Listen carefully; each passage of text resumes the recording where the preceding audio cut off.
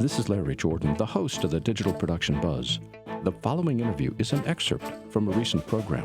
To hear the entire program, visit digitalproductionbuzz.com. Have you ever tried to figure out how to pick the best camera? Or wondered if you were using the right gear on your project? Well, our next guest can help. Kendall Eckman is the regional manager for the Western North America section for Blackmagic Design, and we invited him here to answer that very question. Hello, Kendall, welcome. Hi, how are you?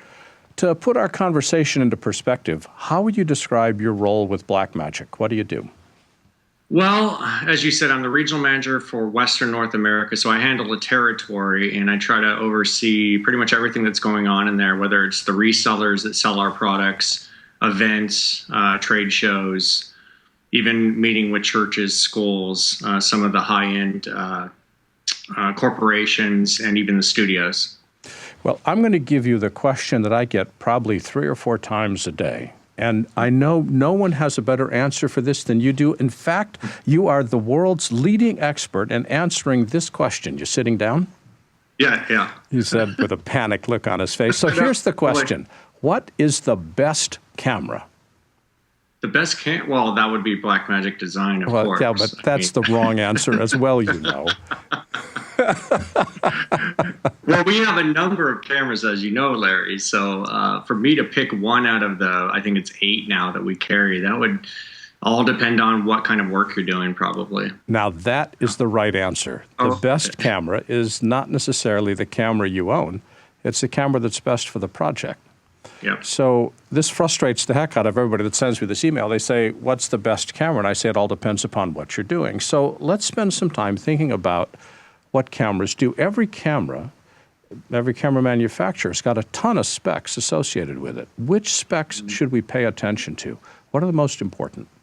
Well, I mean, I'd say a few of them at the top of my list would be the format that you want to, present everything in. Whether you need to go to high quality, you need something like a Cinema D&G RAW if you need to get out to RAW, or we have flavors of ProRes. So depending on how much time you want to put on a single card, maybe, and the footage that you're going to do, you can go all the way down to the low proxy settings, or you can go all the way up into HQ on the ProRes. And then I would say even lens mount, as much as that doesn't sound like something you would look at. I know a number of people that have come to us at all the different shows and they've said, oh, well, I have a number of Canon lenses, so I need the EF mount, or I'm using PL lenses, so that comes into play. And now, of course, we've got into the B4, and a lot of people have B4 glass laying around, so they want to use those B4 lenses. So that might be something that you'd look at also. Is there a quality difference between the different lens mounts? To a degree. I think that you get into the micro four thirds, and they're maybe on the lower scale, but much more inexpensive and reasonable for people to get into the market and start shooting with. And then, of course, you can always do the different mounts on there. You can do different adapters. So you can take a micro four thirds and you can move to a PL or an EF if you need to. Now, you're talking the micro four thirds is the size of the sensor. Does sensor size affect quality? Or more importantly, what does the sensor size affect? Well, from what I understand, the larger the sensor, you take a Super 35, you're going to have a shallow depth of field. So you could go in and maybe focus on someone's face where everything in the background would be blurry. And then it moves down to maybe a Super 16, like what is in our pocket camera or in our micro cameras, that type of thing. If I'm looking at sensor size, do I consider the size of the sensor to be more important, or the quality of the lens that's in front of it? That's probably equal. I'd say both. It just depends on what you're shooting. I mean, just for instance, a lot of people look at our little pocket camera that I mentioned, and that's a Super 16 size sensor, but that's been used in motion pictures, national commercials, $1,000 camera. And a lot of people come up at shows and they say, well, what would you really shoot this with? Corporate videos, And I said, well, it actually goes all the way up to scale. And I think on those, they probably do get into the higher lens choices, the most expensive lenses, when they're doing that type of shooting in motion pictures. Another question is frame size, whether we should shoot 720 or 1080 or 2K or 2.5 or 4K. How should you decide what frame size to shoot?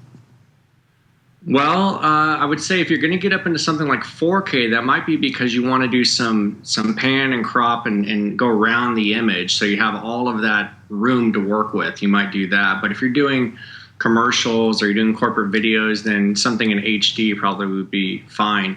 We're finding nowadays that a lot of people are shooting in 4K primarily because some of the studios, I believe Netflix, I think even Sony is doing this with their on-demand stuff. They want it all shot in 4K at this point. And I believe some of that, and with our customers too, is that they want to come in and they want to have 4K for the future. So some of them are shooting in that resolution right now.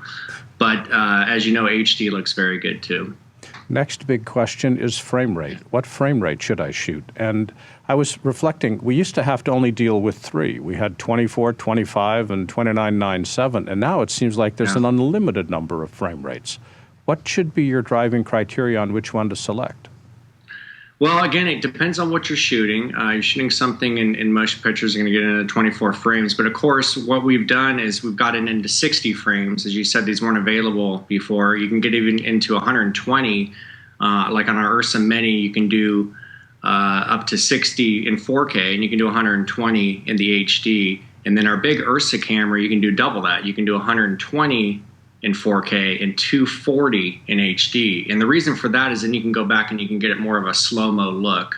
And that's what a lot of people are looking for, especially if they're doing sports or just any action shot and they want to have some slow-mo in there. They'll shoot in the higher frame rate. Is another benefit of a higher frame rate sharper edges? In other words, less motion blur because we're shooting at faster frames, so you get a greater clarity to your picture? Yeah, from what I understand, that's another reason, yep. What's the relationship, if any, between shutter speed and frame rate? How do you determine what shutter speed to shoot at? In fact, with frame rate, what does shutter speed have to do with anything? Well, from what I understand, the shutter speed is more to do with the still cameras, and we do shutter angle. So the shutter angle would be, for instance, we go from, I believe, 11 degrees up to 360, which is wide open. So if you went into about 180, it'd be half open, half closed. Another big thing that we're seeing more about is dynamic range. What's dynamic range? Well, it's really what you're going to get out of the camera as far as the color information, the shadows and highlights. So the more dynamic range, you're going to be able to see those shadows and highlights and pick up more information. For instance, our cameras right now most of them have 13 stops of dynamic range. And then you get into our new Ursa Mini and our big Ursa camera with the 4.6K that gets up to 15 stops of dynamic range. So for instance, if you're going to shoot a lot of low light shots, you're going to shoot maybe directly towards the sun, things like that, you're not going to have to go in and change as much. You're going to have a lot of color information and those shadows and highlights included in there. Is dynamic range the same thing as HDR? Not from what I understand. We haven't really got into the HDR. I'm just learning about it myself just recently. It seems like a hot ticket item right now.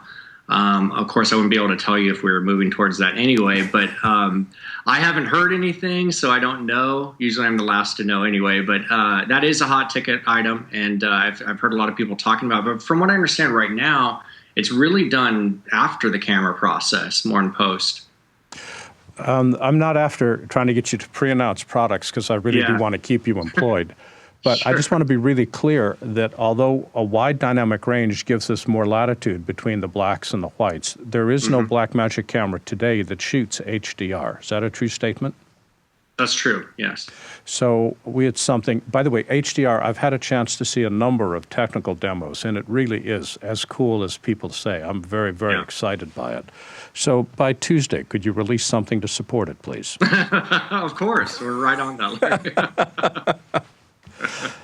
What questions should a filmmaker ask to decide what camera to get? In other words, what are the like the key 3 or 4 questions they need to have answers to pick the right camera? Well, I think, again, we can go back to dynamic range is a big one. You know, how much information they need, quality. If they're shooting, you know, maybe a corporate video or something that doesn't need, you know, it's not a motion picture that they're going to put out there. They don't need to shoot in 4K. That could be something else they could look at and maybe not have to go into that 4K world quite yet. Although, like we discussed, most people are at this point. Most of the HD cameras are 4K capable that are coming out nowadays. And then just the formats. You know, what formats are easy to work in? I've heard from a number of customers, if you want to get into the raw, that Cinema D&G raw that we have works very well. But of course, all those flavors of ProRes are very easy to work in, whether you're going into an editing program or something like DaVinci Resolve to do coloring, just something easy to work in.